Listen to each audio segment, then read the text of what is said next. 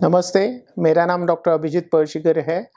मैं सह्याद्री हॉस्पिटल पूना में हृदय रोग विभाग का प्रमुख हूँ। आज हम जानने की कोशिश करेंगे कि हाई ब्लड प्रेशर के लक्षण होते क्या है। ये ध्यान में रखिए कि 95% लोगों में हाई ब्लड प्रेशर के कोई भी लक्षण नहीं रहते हैं। हो सकता है आपको कोई तकलीफ ना हो, आपको कोई दिक्कत ना हो, मगर आपको हाई ब्लड प्रेशर हो। सिर्फ 5% लोगों में कुछ लक्षण आते हैं, जिसमें से 4% लोगों में मामूली लक्षण आते हैं, जैसे थोड़ा सा चक्कर आना, चलने के बाद सांस फूलना, सर में दर्द होना, मतली जैसा होना। ये बहुत मामूली लक्षण है जिसके कारण पेशेंट डॉक्टर के पास जाता है और जब उनको पता चलता है कि आपने को ब्लड प्रेशर हो गया है। और बाकी वाले जो 1% लोग हैं जो अनफॉर्चुनेटली कॉम्प्लिकेशंस में लैंड करते हैं हॉस्पिटल में, जैसे कि ब्रेन में हेमोरेज हो गया है, हार्ट अटैक आ गया है या किडनी फेल हो गई है। ये तब होता है जब आपका ब्लड प्रेशर बहुत लंबे समय तक अननोटिस रहता है और आप उसकी तरफ ध्यान नहीं देते हो। कभी कभार ऐसे भी हो जाता है कि आप कोई और कारण डॉक्टर के पास चले जाते हो और डॉक्टर आपका ब्लड प्रेशर चेक करता है, जैसे आप खांसी के लिए गए, बुखार के लिए गए और तब ब्लड प्रेशर पता चला। इससे अच्छी बात ये रहेगी कि आप अगर रूटीन चेकअप के लिए डॉक्टर के पास जाए, जब डॉक्टर आपका ब्लड प्रेशर, पल्स, हार्ट के बीट्स ये सब चेक करे और तब पता चले कि आपको ब्लड प्रेशर है। मगर ध्यान में रखिए 95% में कोई लक्षण नहीं रहता है और ब्लड प्रेशर अपने आप अपना काम अंदर से करते रहता है।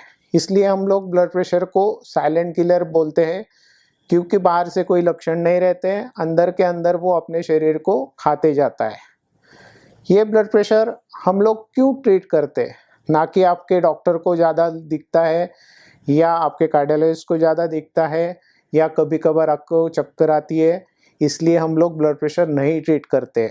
हम लोग ब्लड प्रेशर क्यों ट्रीट करते हैं, ताकि ऐसे ही ब्लड प्रेशर हम लोग लंबा समय तक ज़्यादा रखें तो आगे जाके कॉम्प्लिकेशन होने की संभावना रहती है। जैसे मैंने आपको बोला, हार्ट अटैक आना, ब्रेन हेमरेज होना, ब्रेन स्ट्रोक होना, किडनी फेलियर होना, ये लंबे समय में नहीं होना है। इसलिए हम लोगों को ब्लड प्रेशर कंट्रोल में रखना है। ध्यान रखिए, आपके डॉक्टर आपको गोली देते हैं ब्लड प्रेशर की, तो खुद होके उसको बंद करना नहीं है। क्योंकि क्या हो जाता है, कुछ दिन गोली लेने के बाद आदमी को खुद स्वस्थ लगने लगता है, फिर लगता है अरे भैया ब्लड प्रेशर की गोली ले रहे, ब्लड प्रेशर तो ठीक हो गया, अभी गोली बंद कर देते हैं। आपको ध्यान में ये नहीं आता है कि आपको गोली की वजह से आपका ब्लड प्रेशर ठीक है, ना कि वो ठीक हो गया है। ये कोई सर्दी, खांसी, जुकाम या बुखार नहीं है कि जो पूरी तरह से ठीक हो जाए। तो ब्लड प्रेशर की गोली लेनी चाहिए, खुद होके बंद करनी नहीं चाहिए। इसका मतलब ऐसा नहीं है कि आप एक बार ब्लड प्रेशर की गोली लो तो वो ज़िंदगी भर चलेगी। वो कम करके बंद करने की हम लोग कोशिश करेंगे, मगर उसका तरीका रहता है। उसके लिए सबसे इम्पोर्टेंट रहता है कि आप लाइफस्टाइल मॉडिफिकेशन चालू करें।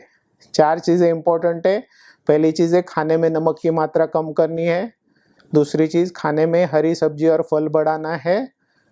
तीसरी चीज़, रोज 40 मिनट का एक्सरसाइज, एरोबिक एक्सरसाइज जो आपको पसंद हो, चलना, भागना, दौड़ना, स्विमिंग, बैडमिंटन, जैसे हम लोग एरोबिक बोलते हैं, कार्डियो बोलते हैं जिम में, वो वाले एक्सरसाइज 40 मिनट करने चाहिए। और 10 मिनट का मेडिटेशन, जिससे आपका दिमाग स्वस्थ रहे, आपका ब्लड प्रेशर नीचे आ जाए और आप गोली धीरे धीरे कम करके बंद करने की कोशिश करें। हमेशा लक्षणों की तरफ मत जाइए, ब्लड प्रेशर के मॉनिटर पे ध्यान दीजिए और उसके हिसाब से उसको कम करने की, गोली बंद करने की कोशिश कीजिए। और इसके बारे में और कुछ आपको क्वेश्चन रहेंगे तो प्लीज़ कमेंट बॉक्स में लिखिए, मैं उसके उत्तर देने की कोशिश करूँगा। धन्यवाद।